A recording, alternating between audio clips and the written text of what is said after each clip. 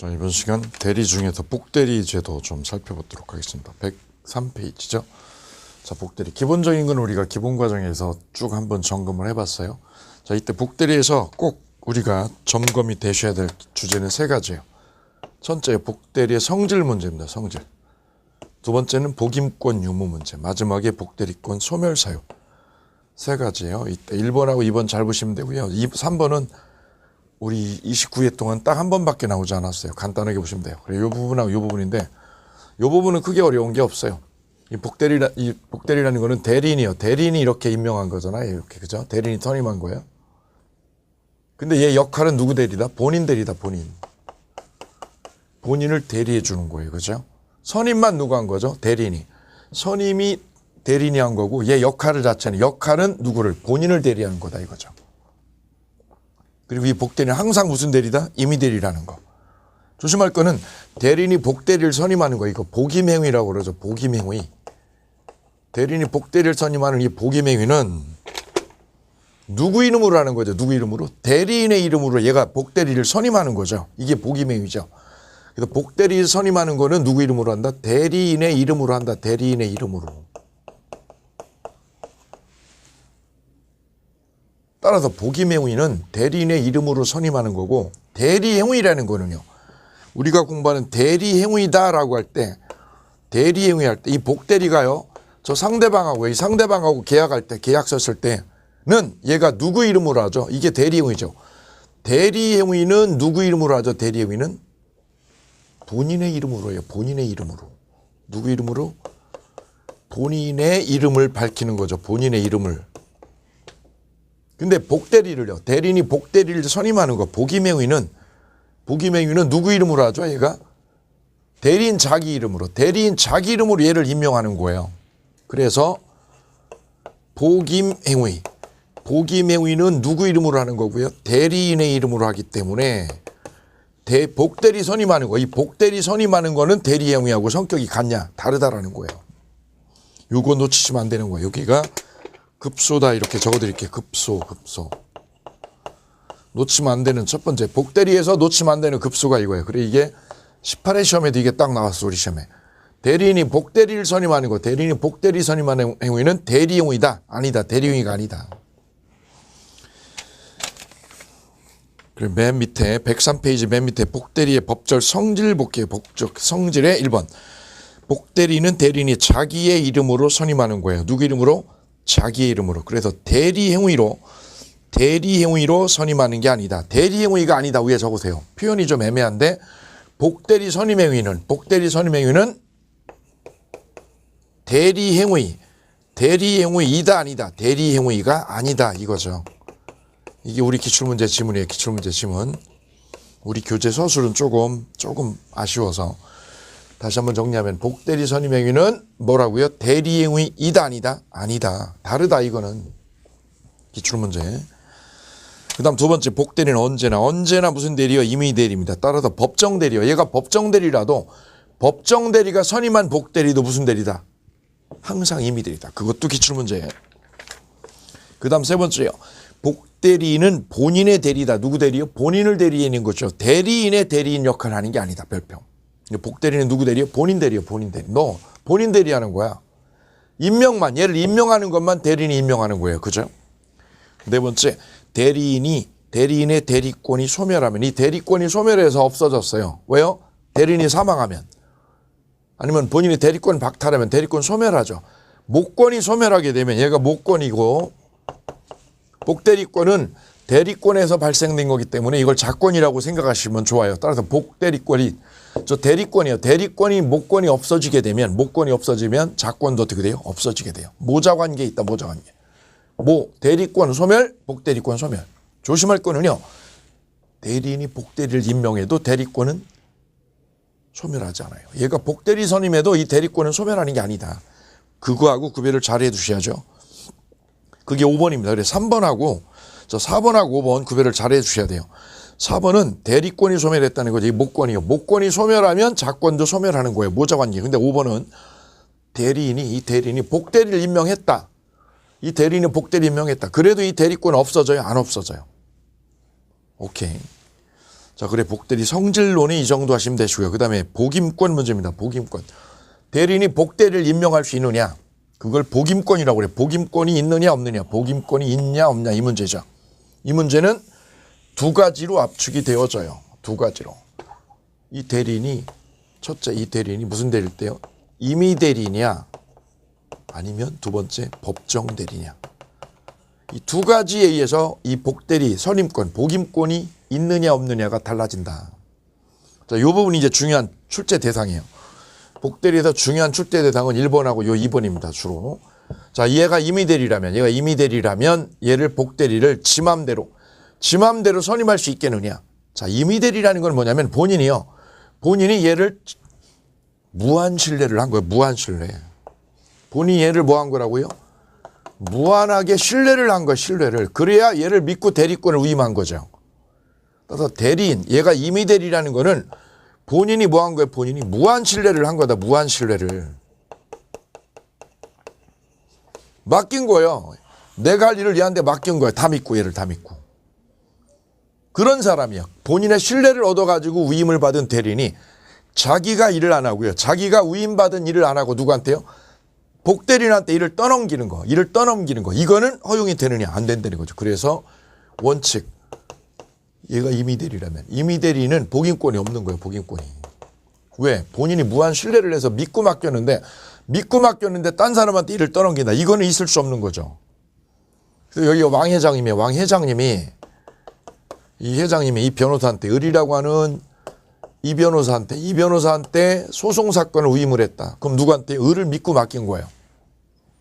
자네가 이번 소송 일을 맡아주게 위임을 했죠. 믿은 거죠. 근데 이 변이 안 하고 누구한테요? 최 변호사한테 일을 맡겼다. 이건 안 된다는 거죠. 그래서 임의 대리는 자기 마음대로 복대리를 임명할 수 없어요. 단 예외가 있다. 예외. 언제요? 예외. 본인이 뭐 했을 때요? 승낙해줬을 때. 이 회장님이 승낙을 했어요. 뭐라고요? 내가 복대리를 최 변호사를 선임하겠습니다. 회장님. 최 변호사를 선임하겠습니다. 왜냐하면 제가 몸이 너무 아파요. 암수술을 해가지고 몸이 너무 아파요. 부득이한 사유가 있죠. 부득이한 사유가 있거나 본인이 승낙을 하면, 회장님이 승낙을 하면 이 최 변호사를 선임해도 된다. 이게 예외다. 본인의 뭐가 있거나 승낙이 있거나 또는 뭐가 있을 때요. 부득이한 사유가 있었다. 그때는 누구를요? 복대리를 선임할 수 있다.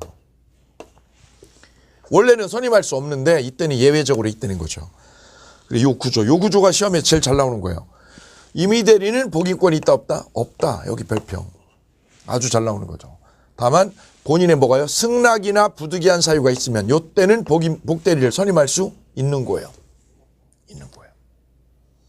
그럼 요걸 더 확장해 보면 여기서 볼까요? 대리인이 복대리를 임명했어요. 그럼 이 복대리는 무슨 대리죠? 항상 무슨 대리? 임의 대리요.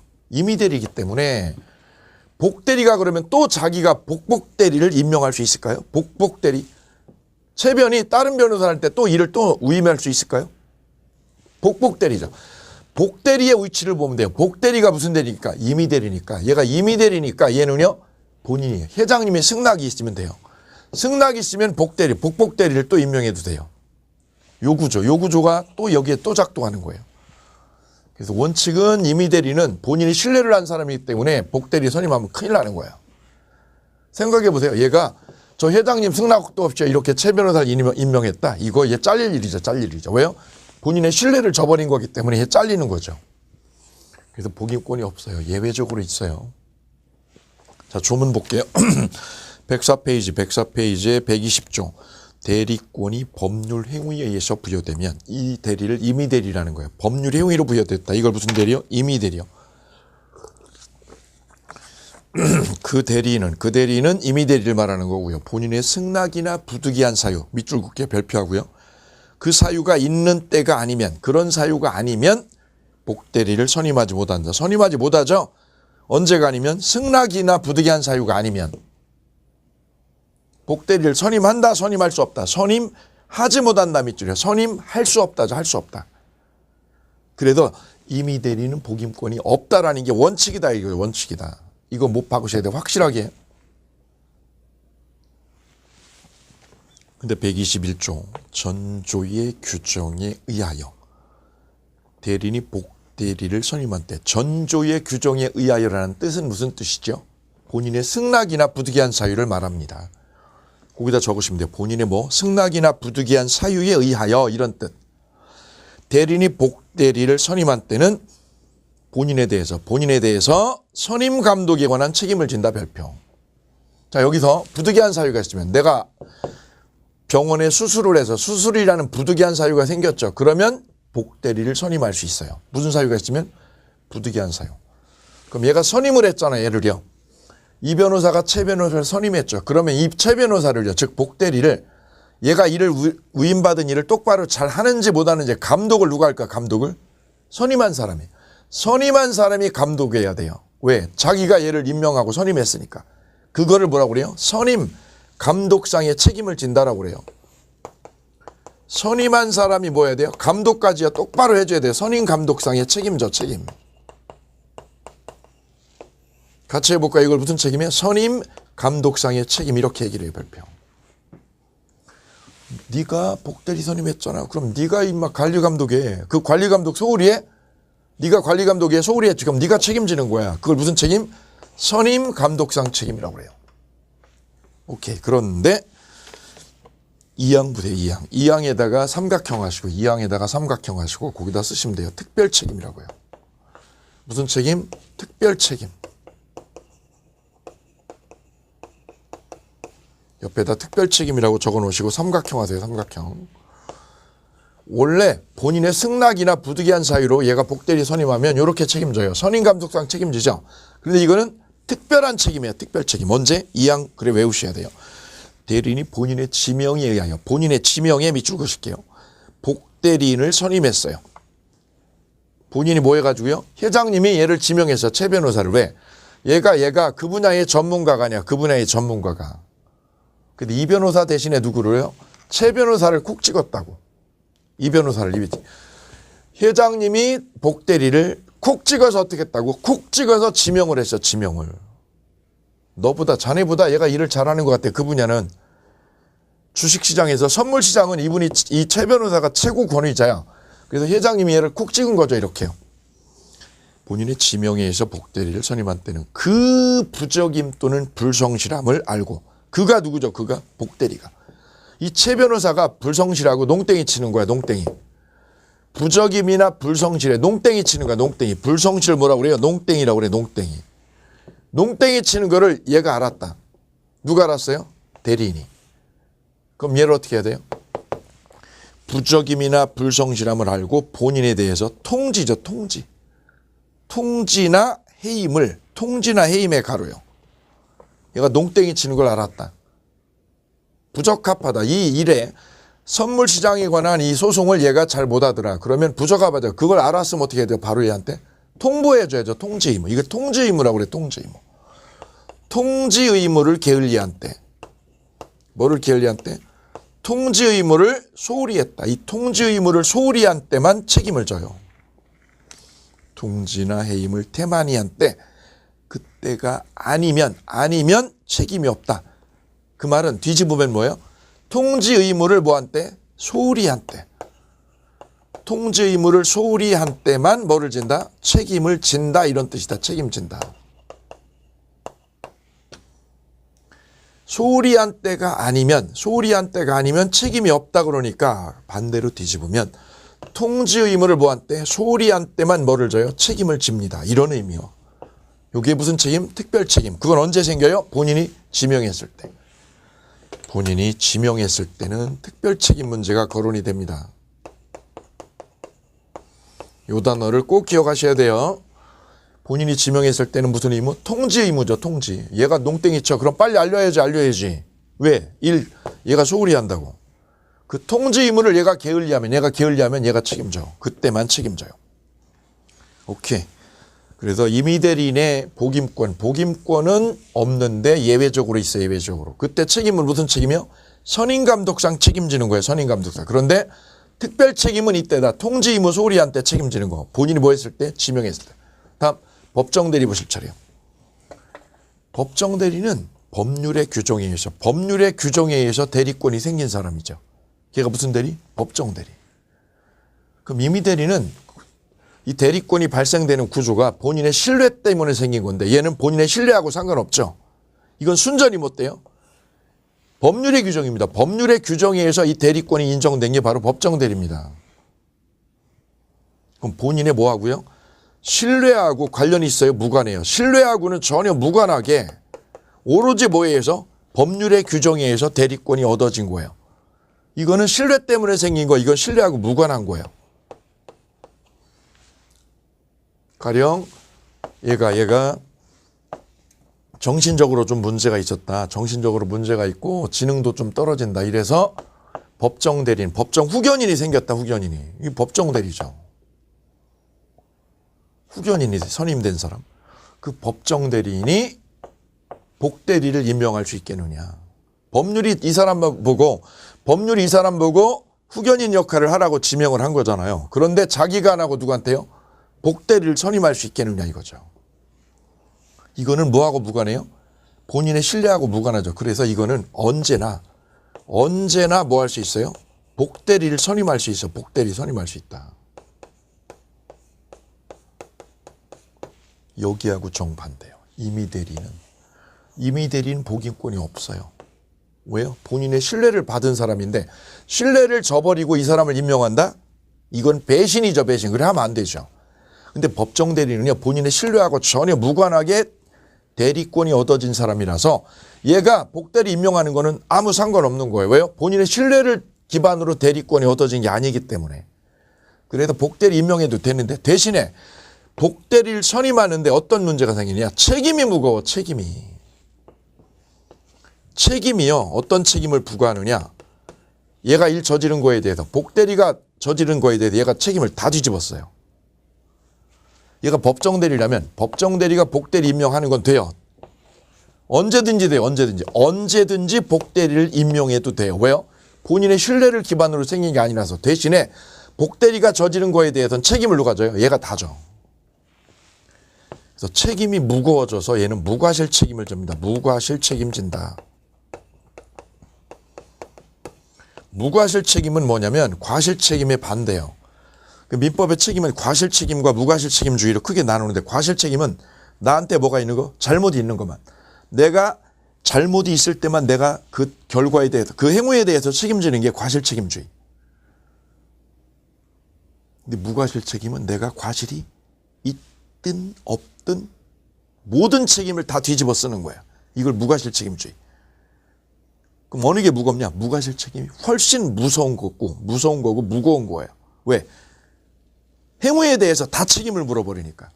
근데 우리 민법의 기본 원칙은 내가 잘못 저지른 거에 대해 과실이 있는 거에 대해서만 책임의 소재를 물어요. 근데 무과실 책임주의는 상관없어요. 모든 거에 대해서 얘가 저지른 복대리가 저지른 모든 거에 대한 책임을 일로 다 물어버리니까 책임이 훨씬 무거워졌죠. 그래서 이름하여 무과실 책임 이렇게 얘기를 합니다. 여기 보시면 임의 대리인이 부득이한 사유로 선임했잖아요. 그러면 무슨 책임져요? 선임감독상 책임졌죠. 이때는 선임감독상 책임. 근데 여기서는 법정 대리가 복대리 선임하면 얘는 무슨 책임? 무과실 책임을 뒤집어 씌워버려요. 완전 달라 여기하고. 그 점이 법정 대리의 복임권하고 임의 대리인의 복임권에서 그 책임의 소재가 달라진다는 거예요. 그런데 여기에서도 예외적인 게 있어요. 예외적인 게. 가령 이 법정 대리가 얘가 임의 대리가 아니라 법정 대리라고 상상을 해볼게요. 법정 대리인이 후견인이에요. 이 갑의 후견인인 사람이 법정 대리가 갑자기 몸이 아파서 수술을 하게 됐다. 부득이한 사유죠. 여기랑 똑같죠. 부득이한 사유로요. 부득이한 사유로 몸이 아파가지고 누구를요? 복대리를 선임할 수밖에 없었어요. 그때는 얘가 저지른 거에 대해서 얘는 어떤 책임져요? 선임감독상 책임을 똑같이 물어. 똑같이. 왜? 부득이한 사유는 얘나 똑같다. 얘가 임의 대리였든 법정 대리였든 내가 수술을 받았기 때문에 수술이라는 불가피한 사유로 복대리 임명한 거죠. 그럴 때는 임의 대리였든 법정 대리였든 이때는 책임을 똑같이 물어버려요. 그래서 부득이한 사유로 복대리를 선임했다. 그러면 어떤 책임? 선임감독상 책임을 똑같이 물어버린다.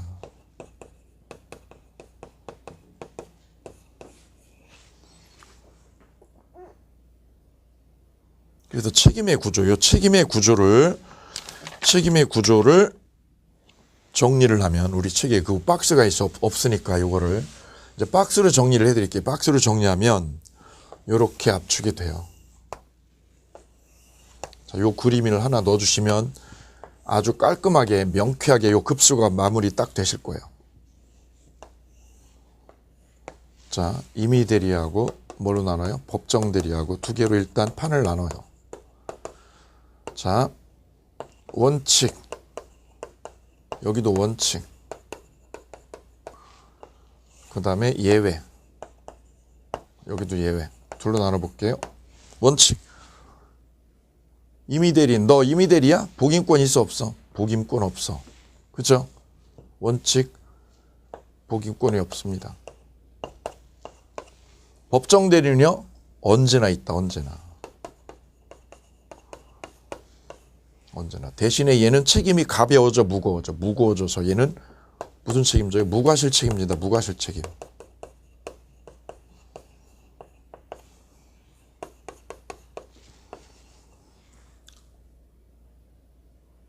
근데 임의 대리인이 예외적으로 복대리를 임명하는 케이스가 있었죠. 그게 언제죠? 본인의 승낙이나 부득이한 사유. 승낙이나 부득이한 사유면 이 사유가 있으면 복대리 임명해도 되죠. 이때는 무슨 책임을 물어요? 선임 감독을 잘못하면 책임을 물어요. 선임 감독상 책임. 그럼 법정 대리가 부득이한 사유로 법정 대리가 부득이해서 수술 때문에 이 부득이한 사유로 복대리를 임명했다. 그럼 이거하고 똑같죠, 책임이. 그 책임이 똑같아져요. 그리고 이렇게 두 개로 정리하시면 됩니다. 이렇게 두 개로.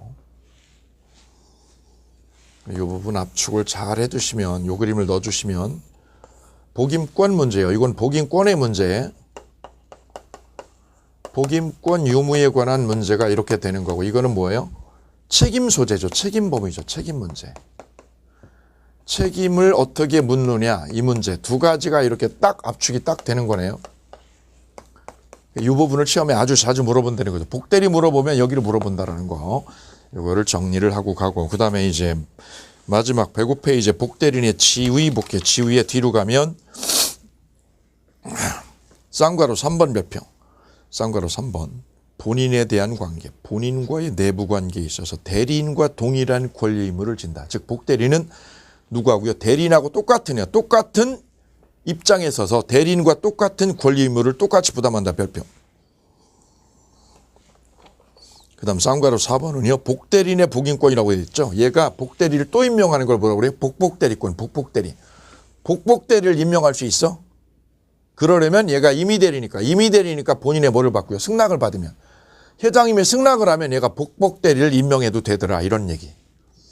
그 다음 04번에 복대리권 소멸이죠. 복대리권은 대리권이라는 목권에 터잡아서 잡은 거 생겨난 거니까 대리권이 소멸하면, 이 대리권이 소멸하면 복대리권은 소멸해요. 그럼 대리권 소멸 사유가 뭐야? 사성파죠. 사성파. 거기 쌍괄호 2번에 별표하고요. 사성파 그거 동그라 하시면 되죠. 본인은 뭐뿐이고 사망뿐이고.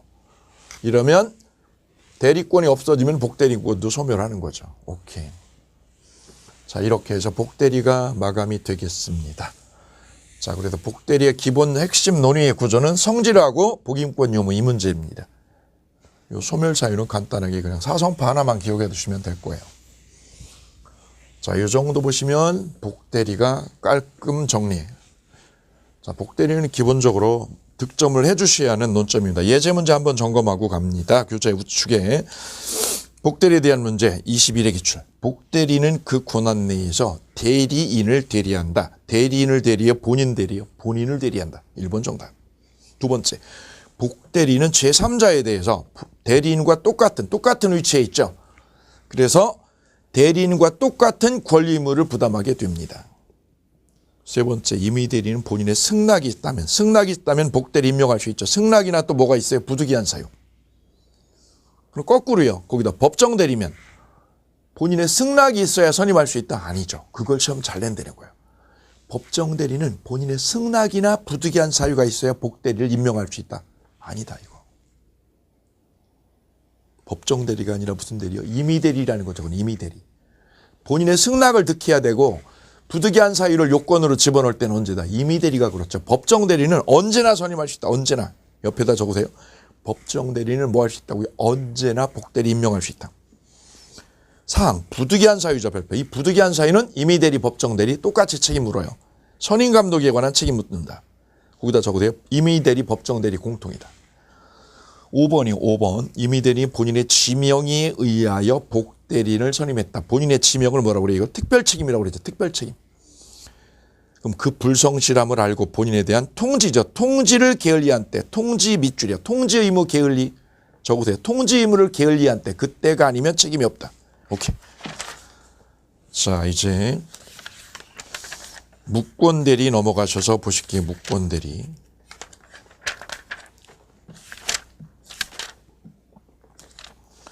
자, 교재 116페이지요. 116페이지에 계약의 무권대리 만나보실까요?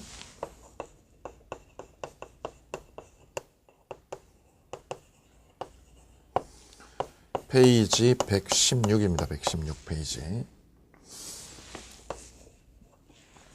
무권대리는 계약의 무권대리하고요. 단독행위의 무권대리하고 크게 둘로 나누는데 먼저 계약의 무권대리. 이 부분 만나보실게요. 자, 사례로 나와. 여기는 철저하게 뭐로요? 사례 문제로 출제합니다. 사례 문제로. 90%는. 옆에다 적어주세요. 사례 문제로 대비할 거. 사례 문제로 대비. 그리고 연습 자체를 사례 문제로 해두셔야 됩니다. 아예. 116페이지 위에 쌍괄호 2번 위에다가 이렇게 적어 놓으셔야 이렇게요. 사례 문제로 철저하게 준비하실 것. 10번이면 9번은 이렇게 물어봐요. 사례 문제로. 그것도 딱 정해져 있어요. 갑이 본인. 을은 무권대리인. 병이 상대방. 이때 을이 대리권 없는 사람이야. 대리권 없는 사람이 본인 부동산을 병에게 어떻게 했다? 매각했다. 땅 여기요. 갑이 가지고 있는 땅 3필지를요. 3필지를 병에게 30억에 매각했다. 땅을 매각했다. 권한 있는 사람이요? 권한 없는 사람이. 이때 이 매각 행위는 대리권 없는 애가 있으니까 이 매각 행위는 본인에게 효력이 없다. 왜요?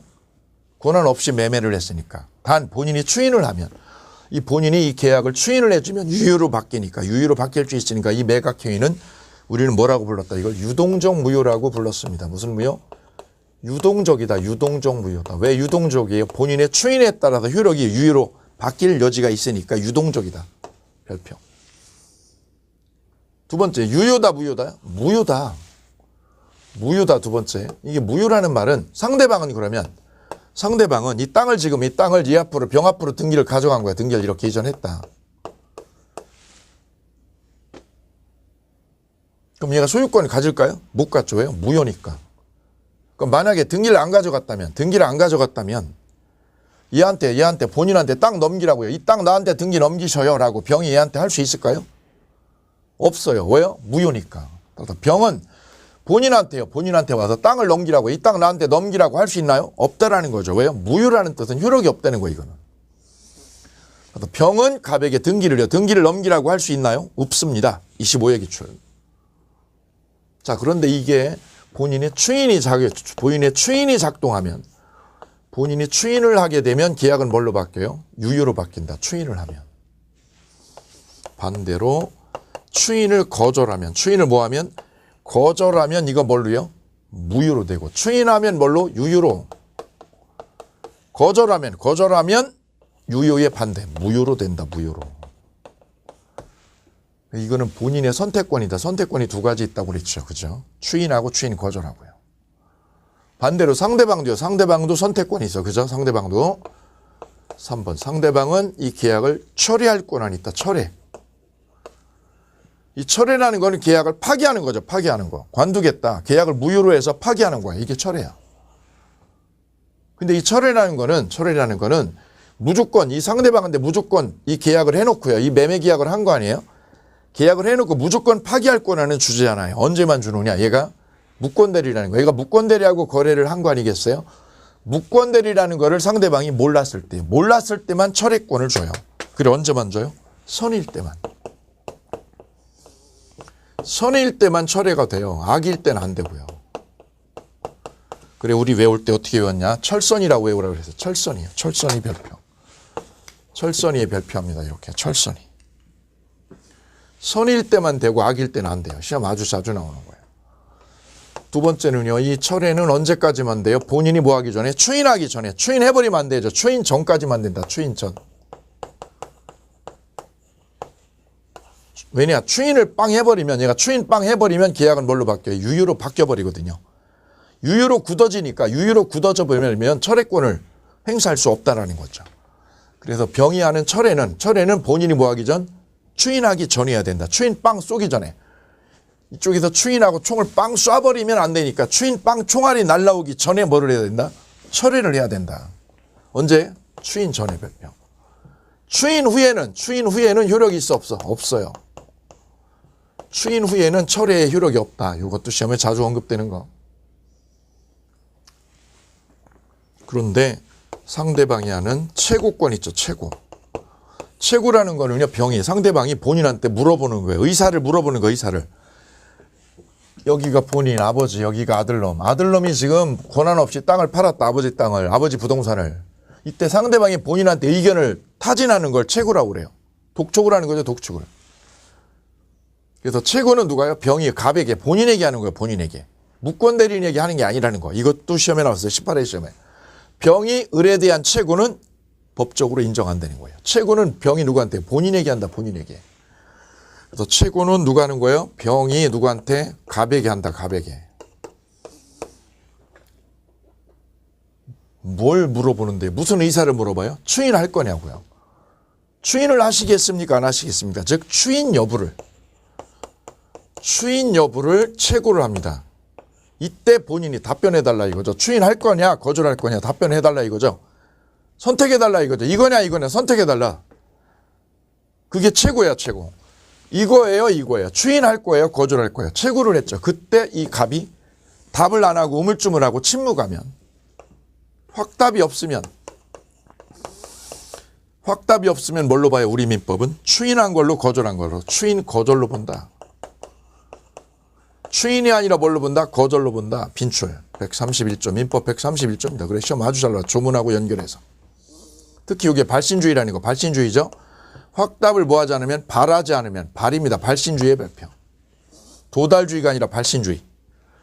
그리고 우리 민법에 도달주의의 예외로 대표적으로 이걸 꼽기도 해요. 이거. 확답을 뭐 하지 않으면 발하지 않으면 추인 거절로 본다. 추인으로 본다 아니죠. 추인으로 본다 아니죠. 추인이 아니라 뭘로? 거절로 본다 이거죠.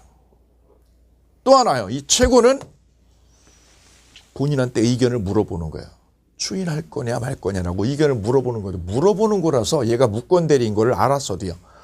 무권대리하고 계약할 때 얘가 무권대리라는 걸 알았어도요. 알았어도 본인한테는 여쭤볼 수 있죠. 물어볼 수 있죠. 철회는 선일 때만 되는데 그래서 이 최고는 언제 돼요? 선악불문이에요. 이거는. 그래서 최고는 선이어도 되고 언제도 돼요? 악이어도 다 된다.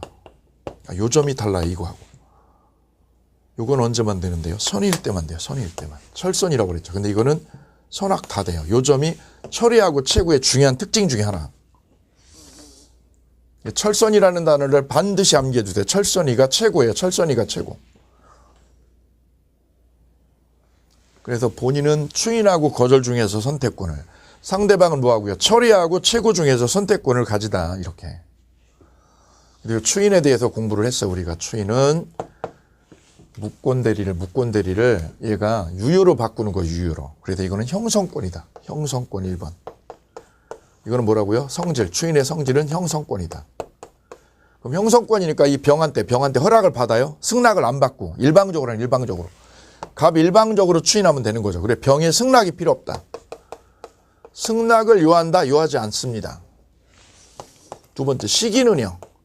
시기는 추인의 시기는 병이에요. 병이 뭐 하기 전에 철에 총을 빵 쏘기 전에. 철회하기 전이다. 철회하기 전. 상대방은요. 상대는 누구예요? 무권대리인이나 병 상대방 다 되죠. 무권대리인한테도 된다. 을도 되고 병도 되고 그 다음에 승계인. 병이 또 팔았다. 그럼 승계인도 된다. 승계인. 무권대리인도 상대방이 될 수 있다는 거. 이거 시험에 계속 물어보고 있어요.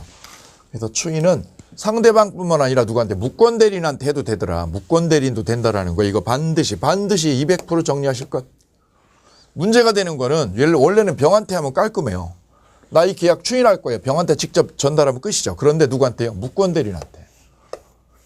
이거 무권대리인 아들한테 전달했다 이거 아들한테. 왜? 창피해가지고 저 상대방 보기 창피해서 아들한테 했다고. 야 내가 추인한다고 전해라. 추인한다고 전해라라고 아들한테 했다고. 그래서 추인은 무권대리인한테 해도 돼요 안 돼요? 된대라는 거죠. 이때 아들이 어떻게 하면? 전달을 하면 이걸 전달을 하면 상대방이 알게 돼 모르게 돼. 내용 알게 되죠. 알게 되면 추인의 효력이 병한테 먹히는 거예요. 추인이 있었다. 이 계약 추인이 있었다는 거를 병에게 갑이요. 아버지가 병에게 주장할 수 있어요. 추인했다는 거를. 왜? 전달 받았으니까. 문제는 전달이 안 되면. 아들이 전달을 안 하면 병이 알게 돼 모르게 돼. 모르게 되죠. 모르게 되면 갑은 무권대리인한테 추인했다는 거. 무권대리인한테 추인했다는 거를 병에게 주장을 할 수 없더라. 그 부분이 시험에 단 걸. 본인이 무권대리인에게 추인한 거를 상대방이 알지 못했다. 전달이 안 돼서. 전달이 차단이 돼서 알지 못했다. 그러면 갑은 추인이 있었다는 거를 상대방에게 들이대 못 들이대 주장을 할 수 없더라는 거 꼭 기억하셔야 됩니다. 조문에 있는 거죠. 조문에. 그 조문 잠깐 보고 갈까요? 116페이지요. 116페이지에 조문 130조, 132조, 133조, 132조 별표. 추인 또는 거절의 의사표시는 상대방에 대하여 하지 않으면 밑줄이요. 상대방에 대하여 하지 않았다. 그 말은 뭐예요? 무권대리인에게 했다라는 뜻이죠. 무권대리인에게 추인했다. 본인이 무권대리인 아들놈한테 추인했다 이거죠. 아들. 무권대리인에게 추인했다 이거죠. 상대방에게 하지 아니하면이라는 의미는 무권대리인에게 추인했다는 거죠. 그러면 그 상대방에게 대항을 못해요. 그러나 상대방이 그 사실을 알았다. 전달받아서 알았다의 발표. 그러면 뭐예요? 추인의 효력이 있다. 오케이. 그 다음 133조. 추인은 다른 의사표시가 없으면 계약 시에 뭐 하게 돼요? 소급해서 효력이 있다. 소급한다라는 거 발표. 추인은 소급해요. 그 다음 네 번째 보실 차례 네 번째. 추인의 방법이죠. 추인의 방법. 추인은 전부요. 이 계약 전부에 대해서 이걸 인정하면 돼요. 땅 세 필지 팔았죠. 세 필지 계약 전부 추인하면 돼. 전부 추인. 전부에 대해서 추인하면 돼. 전부. 근데 문제는 세 필지 중에서 일부만. 아빠가 일부만 추인하고 싶어. 세 필지 중에 하나만. 그걸 뭐라고 그래? 일부 추인이죠. 일부 추인. 일부 추인을 하려면 상대방한테 반드시 허락을 얻어야 돼. 동의를 구하고. 요거 조심하실 것. 일부 추인할 때. 일부 추인은 누구 동의? 병의 동의가 요건이다. 병의 동의. 병의 동의요. 요 동의가 없으면 이 추인은 효력이 안 먹혀. 일부 추인일 때는. 또는 조건부 추인도 똑같아요. 일부 추인하고 조건부 추인 맨 밑에요. 맨 밑에. 맨 마지막 줄 볼게요. 116에 일부 추인이나 변경한 추인 또는 밑에다 조건부 추인은 상대방의 동의가 없으면 꽝이다. 효력이 없다.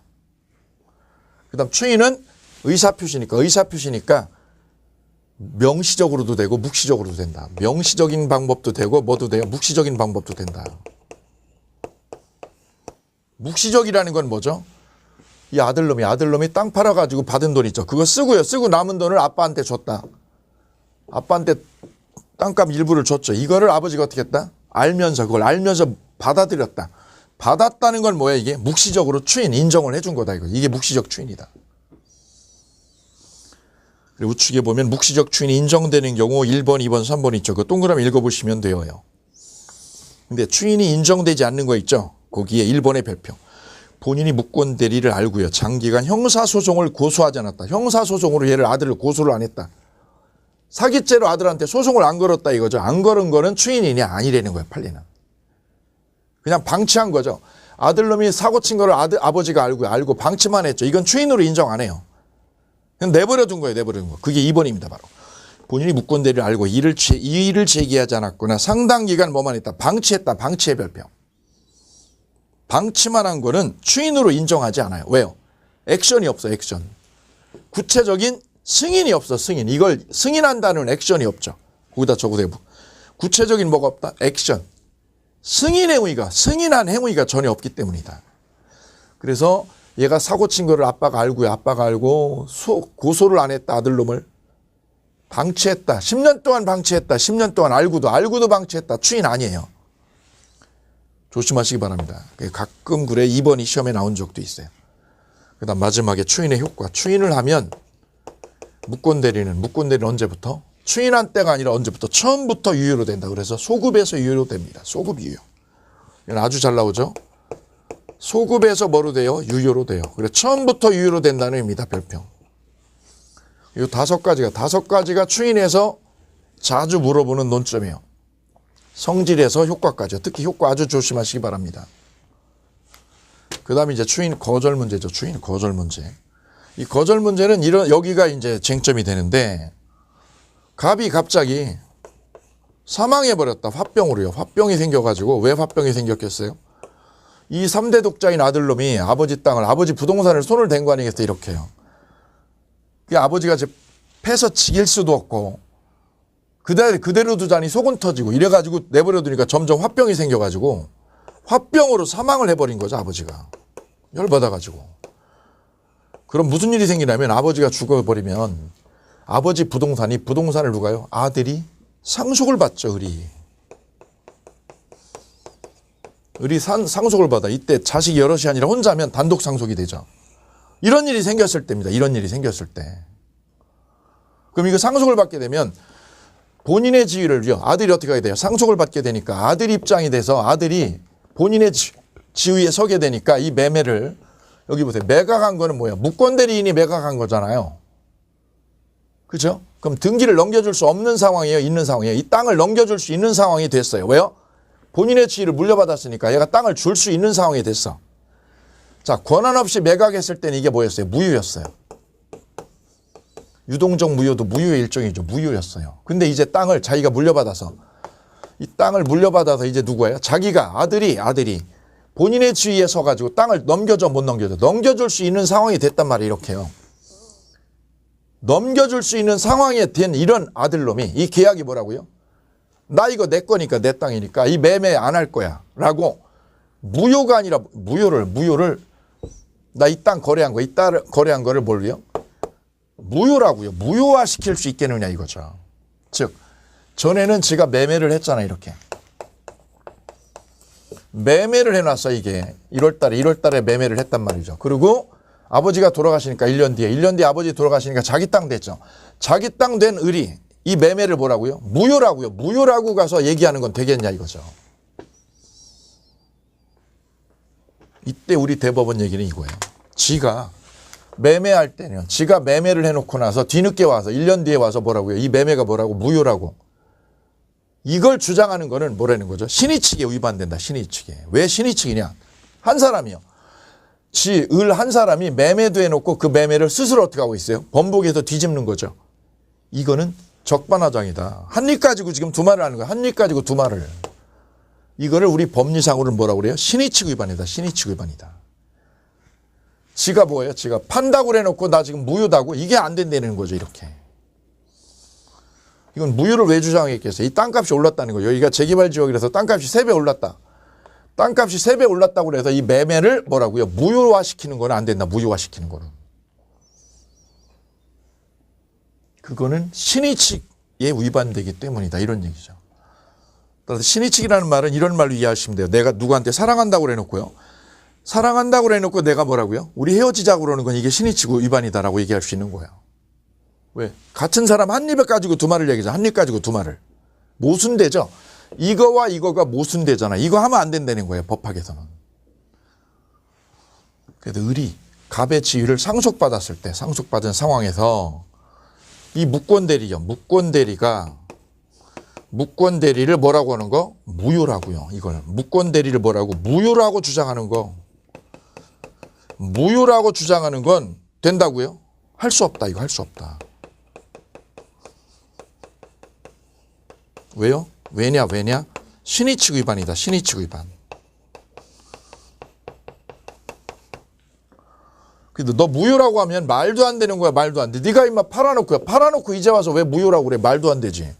상대방 입장에서 서보세요. 이 자식이 매매를 해놓고 나하고 매매할 때는 언제 이제 와서 뭐라고?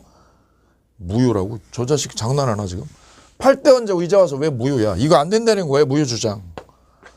그럼 무효주장을 다른 말로 환원하면 뭐예요? 추인이에요? 추인 거절이에요? 을이 이 매매를 추인 거절하는 거 안 된다는 거야. 추인을 거절하는 거 해요 못해요? 할 수 없다는 거죠. 같은 말이죠. 그럼 만약에 이제 땅이 등기가 1로 넘어왔다. 등기까지 이전했다. 등기까지 이전이 되었다면 이게 문제는 얘가 땅값이 지금 재개발된 지역이라서 3배 이상 뛰고 있다. 3배 이상 뛰니까 얘가 뭐라고요? 이거 선생님 땅 매매 무효니까요. 무효니까 이 등기 나한테 말소해 주세요. 이 등기 말소하고 나한테 가져오세요. 이거 되느냐? 이것도 안 된다는 거죠. 등기 말소할 수 없다. 등기 말소. 등기 말소 시켜달라고 하면 안 되지. 그 말이 뭐야? 이게 무효주장이야. 같은 말이야. 그래서 아들은 이 등기를, 이 병한테 넘어간 등기를 뺏어올 수 없다는 거야. 그러면 다른 말로 말하면 얘가 땅을요, 등기해가지고 땅을 사용한 거. 땅을 사용해서 농사를 짓고 있다. 사용해서 농사 짓고 있다. 1년 동안. 그거를 이 을이요, 을이. 이 사용료에 대해서 너 부당이득이다, 당신. 당신이 땅 등기한 거, 이 땅 사용한 거, 이거 부당이득이라고. 얘가 부당이득이라고 주장해 못해? 못한다는 거죠. 부당이득 반환 요구, 부당이득 반환 요구도 할 수 있다? 없다. 똑같다. 요 네 가지요. 네 가지 중에 하나 시험에 나온다. 네 가지 중에 하나. 여기 별 3개. 여기에 급소요. 급소 정리합니다. 급소 바로. 갑이 화병으로 쓰러져가지고 우리 단독 상속한 때 이때 화병 사건이라고 생각하시면 절대 안 잊어버릴 거야. 아빠가 화병으로 죽었다고. 그때 을이 이 무권대리려. 지가 땅 매매한 게 무권대리죠. 땅 매매한 거를 이제 와서 1년 뒤에 뭐라고요? 무효라고요. 무효라고 뒤집는 거. 지가 매매한 걸 무효라고 뒤집는 건 돼요? 안 돼요? 안 된다. 왜? 신의치구 위반이 작동한다. 그 말은 추인 거절을 할 수 없다는 것이고 다른 말로 등기 말소도 안 되고 부당이득 반환도 할 수 없다. 여기가 계속 정답. 4개를요. 4개를 한 방에 다 박살내버릴 것. 급소 정리하시면 됩니다. 자, 그래서 무권대리는 일단 축이 4개가 됐다고 그랬어요. 본인의 추인 문제. 본인의 추인 문제. 그 다음에 추인 거절 문제. 거절에서는 무슨 문제? 아빠 화병으로 쓰러진 거. 이거 기억하시면 돼요. 그 다음에 상대방은 철회권 있죠. 철회. 상대방의 철회 문제. 그 다음에 최고 문제. 이러면 4방이요. 4방이 딱딱 됐죠. 요 한 방이 남았어. 한 방이요. 마지막 5번째 지문이 바로 무권대리인의 책임 문제예요. 무권대리인의 무슨 소재? 책임 소재. 책임 소재. 이게 5번입니다. 그래 1번, 2번, 3번, 4번. 4개죠. 그 다음 5번째. 객관식으로 딱 적합해. 딱 적합해. 이 5개를 객관식으로 내는 거예요. 거의 매년. 출제 범위가 이 안에 딱 카테고리가 딱 만들어진 거예요. 예. 100% 적중할 수 있어요. 자, 얘가 왜 책임을 지는 거예요? 권한 없이 땅을 팔았죠. 아버지 거를. 그리고 아빠가 추인을 안 해줘. 추인을. 아빠가 추인을 안 해주는 거지. 그러면 이 책임이요. 이 책임은 누가 져? 권한 없이 매각한 놈이 다 책임지는 거야. 이게 무권대리인의 책임 소재. 민법 135조가 규정을 하고 있어요. 이 책임의 첫째요. 책임의 첫째는 이 무권대리인의 책임은 무과실 책임이라는 거. 무과실 책임. 무과실은 뭐야? 과실이 있든 없든요. 과실이 있든 없든 얘가 책임 다 뒤집었어. 그래서 무과실 책임주의를 진다는 거. 요거 하나 기억하셔야 돼요. 너 잘못해야 돼? 아니야. 네가 저지른 거, 네가 권한 없이 매각한 거는 네가 책임 다 뒤집었어. 무과실 책임이라는 거. 그럼 무슨 책임을 지는 애가 책임지는 거는 상대방이요. 상대방이 요구하는 대로. 뭘 요구하는데? 계약한 대로. 이 땅 계약한 대로 얘가 요구하는 거. 이행 청구하면 이행 책임. 이행하라고. 너 계약한 대로 나한테 땅 이행하라고. 이행 책임. 이걸 묻든가. 누가요? 병이요. 병이한테 이행하라고 묻든가. 아니면 뭐 하라고요? 손해배상하라고. 둘 중에 하나, 이 둘 중에 하나. 이 둘 중에 하나를 네가 책임져 임마. 네가 책임져. 왜? 네가 저지른 거야, 네가. 권한도 없는 네가 이 땅 매각한 거니까 이행을 해. 못해 이행? 못하면 손해를 네가 물어줘. 병이 입은 손해를. 그래 둘 중에 하나 책임져. 둘 다야 둘 중 하나예요. 따라서 이건 또는입니다. 또는. 둘 중에 하나. 이행 책임 또는 손해배상 책임 둘 중에 하나인데 둘 중에 하나니까 선택권이 있어. 선택권이. 둘 중에 하나 선택을 누가 하느냐. 무권대리인이 하는 게 아니라 누가? 상대방이 한다. 상대방. 병이. 병의 선택이다. 병의 선택. 이것도 시험에 잘 나와요. 이행 책임이나 손해배상 책임은 누가 선택한다? 무권대리인이 선택한다고요? 아니라고요. 무권대리인이 아니라 누가 상대방한테 선택권을 준다. 별표. 뭐하고 뭐 중에? 이행 책임이나 손해배상 책임. 됐죠. 그런데 세 번째요. 세 번째, 무과실 책임이고 네가 이행해. 못하면 손해를 물어주든가. 그러면 될 거 아니야. 마지막은요. 단 이 책임이요. 이 책임이 배제되는 경우가 있다. 책임이 배제되는 경우, 책임 배제. 언제냐? 얘가 미성년처럼, 얘가 미성년자 같은 제한 능력자면 얘는 책임이 탈락돼요. 아무 책임 안 져요. 무권 대리인이 누구일 때요? 제한 능력자일 때. 즉 얘가 누구면 미성년이면. 이 자식이 미성년이죠. 얘가 미성년자가 딱 매각했다. 권한 없이. 그러면 얘는 책임을 안 져버려. 세 가지예요. 세 가지 정리하시면 됩니다. 오케이. 그렇죠. 그럼 135조 조문을 가서 바로 점검할게요. 조문이요. 118페이지요. 118페이지 맨 하단 보시면 되겠습니다. 118페이지 방가로 3번 상대방에 대한 책임. 135조 1항 다른 자의 대리인으로 계약을 맺은 자가, 다른 말로 말하면 무권 대리인이 그 대리권을 증명을 못하고 또 본인의 추인을 받지 못했다. 미치려 본인이 추인을 얻지 못했다 이거예요. 아빠가 추인 안 해줬죠. 그러면 누구 선택에 따라 상대방의 선택에 별표. 뭘 선택하죠? 이행 책임 또는 손해배상 책임에 또 별표. 또는이라는 거 별표. 또는 그걸 함께라고 그러면 안 돼. 함께 그러면 틀리는 거예요. 그거 시험 잘 나오는 거예요. 함께예요. 둘 중에 하나예요. 둘 중에 하나. 또는이지 함께가 아니에요. 함께. 이 책임은 무슨 책임이라고 옆에다가요. 무과실 책임이다라는 거 적어 놓으시기 바랍니다. 무과실 책임주의 별표. 책은 판례에 잘 나오는 거예요. 무과실 책임이다. 무과실 책임. 2항 볼게요. 대리인으로서 계약을 맺은 자에게 대리권이 없다는 사실을 상대방이 알았거나 알 수 있었을 때, 상대방이 대리권 없다는 걸 알았다 그러면 얘는 책임 안 져요. 그 말은 뭐야? 상대방이 몰라야 돼요. 선의무과실이 돼요. 선의무과실. 또 대리인으로 계약을 맺은 사람이 지한 능력자일 때, 밑줄이야 별표. 걔가 누구죠? 미성년일 때. 미성년일 때는 적용하지 않는다. 적용하지 않는다는 말은 환원하면 책임지지 않는다. 무권 대리에 대한 책임을 지지 않는다. 얘가 누구면 미성년자면. 오케이, 요거 기억하시면 됩니다. 그리고 우측에 무권 대리인의 책임 요건을 우리 측은요. 지금 몇 가지로 6가지로 늘어났어. 이러면 정리 안 돼요. 딱 3개요. 3개. 이렇게 간단하게 줄이셔야 됩니다. 줄이셔야 됩니다. 밑에 관련 판례는 위에다 써요. 위에다 뭐라고 써요? 관련 판례는 무과실 책임주의. 무권 대리인의 책임은 과실 책임이다. 무과실 책임이다. 과실 책임이 아니라 무슨 책임? 무과실 책임주의다라는 거 별 3개.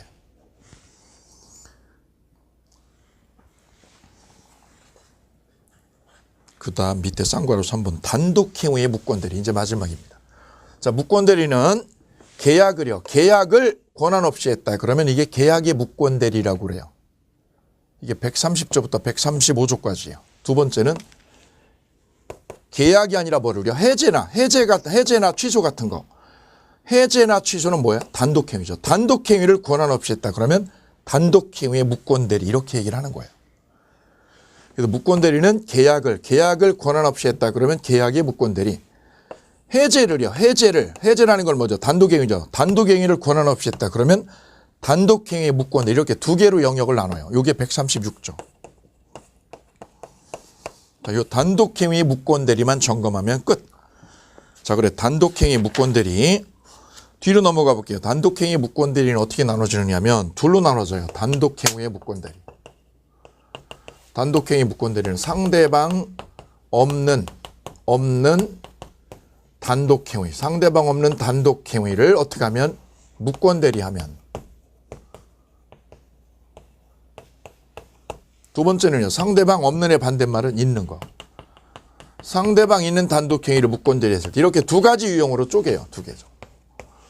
권한 없이요. 권한 없이 대리를 한 건 똑같아. 둘 다 권한 없는데 이거는 상대방 없는 거랬고 상대방 있는 거랬어. 다르죠? 상대방 없는 단독행위. 예컨대 뭐야 이게는? 소유권 포기요. 소유권 포기가 상대방 없는 거지. 이 소유권 포기를 어떻게 했어요? 권한 없이 했어. 그러면 이거는요. 절대적 무효다. 이건 절대 무효. 절대 무효기 때문에 본인이 추인을 하든 말든 효력이 없어요. 본인이 추인해도 뭐가 없어요? 효력이 없다. 왜요? 무슨 무효니까? 절대적 무효니까. 야, 생각해봐. 생각을 해봐, 생각. 이 자리에 들어가, 여러분이 이 안에 들어가면 돼. 내 소유권을 누가 권한 없는 놈이 포기했어. 이거 무조건 무효지, 절대 무효지. 그래서 추인해도 효력이 없습니다. 27의 기출, 27의 정답. 근데 누가 있는 거? 상대방이 있는 단독행위를 무권대리가 돼. 근데 계약 해제를. 해제라는 건 상대방이 있는 단독행위죠. 이거를 어떻게 했어요? 권한 없는 놈이 했다. 그러면 이거는 상대방의 동의를 얻어서, 상대방의 뭐를 얻고요? 동의를 얻어서 한 때는, 상대방의 동의를 얻어가지고 이런 걸 했을 때는, 해제를 했을 때는 본인이 추인하면 유효로 된다. 이거는 추인해도 효력이 없는데 이거는 효력이 있어요. 단 상대방이 뭘 얻어서? 동의를 얻어서 했을 때만. 그래서 단독행위의 무권대리는 이렇게 없는 거하고 있는 걸로 두 개로 나눠서 이렇게 마감을 정리하시면 되시겠습니다. 이건 효력이 없어요. 이거는 효력이 있어요. 그저 단 상대방이 뭐가 있을 때? 동의를 얻어서 했을 때만. 자, 그러면 밑에 예제 문제 점검하고 무권대리, 대리 맞추겠습니다. 1항 무권대리의 상대방이 상당 기간을 정하여 본인에게 추인 여부의 확답을 최고했어. 최고 문제죠. 이때 본인이 그 기간 내에 확답을 바라지 않으면 뭘로 봐요? 추인으로요? 거절로요? 추인 거절로 본다.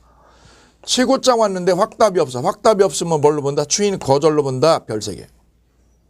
민법 131조 두 번째. 무권대리인이 제한능력자이면 밑줄 그으세요. 제한능력자니까 누구죠? 미성년자면. 상대방은 무권대리인에 대해서 이행 청구를 해요, 보대요. 이행 책임을 물을 수가 없죠. 미성년자니까. 거기다서 이행 책임이죠. 이행 책임을 물을 수 없다. 을과 병, 이거는 지금 적합한 표현이 아닌 거고요. 잘못 들어와 있는 지문입니다. 을과 병은 빼버리시면 되고요. 세 번째, 무권대리 행위의 추인의 의사표시. 추인은 무권대리인한테 해도 되고요. 누구한테 해도 돼요? 상대방한테 해도 되죠. 그죠? 추인은 누구한테요? 무권대리인이나 상대방이나 승계인 다 되죠. 아무나죠, 아무나. 거기다 써요. 누구한테? 아무나 한다, 아무나. 네 번째, 무권대리의 추인은 무권대리 행위가 있음을 알고 그 효과를 자기에게 귀속시키도록 하는 단독행위다. 저 추인은 추후에 승인하는 단독행위다. 조심할 거는요. 거기다 쓰세요. 전부 추인할 때하고 일부 추인할 때하고 다르다. 전부 추인할 거야? 일부만 추인할 거야? 땅 3필지인데 3필지 다 추인하려고 그래. 다 추인할 때는 상대방한테 승낙을 얻을까요? 안 얻을까요? 승낙이 필요 없다.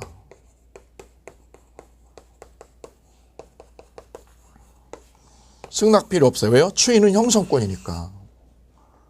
근데 뭐예요? 일부 추인하거나 변경한 추인 또는 조건부 추인일 때는 승낙이 필요하다. 이거죠. 이 부분을 구별을 잘 해두셔야 됩니다. 여기 급소.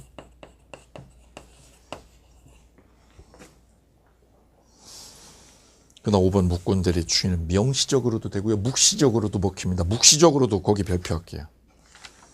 그래서 무권대리 정리되셨어요. 자, 이제 잠깐 쉬셨다가 표현대리 마감하시면 되겠습니다. 잠시 쉬었다가 다시 올게요.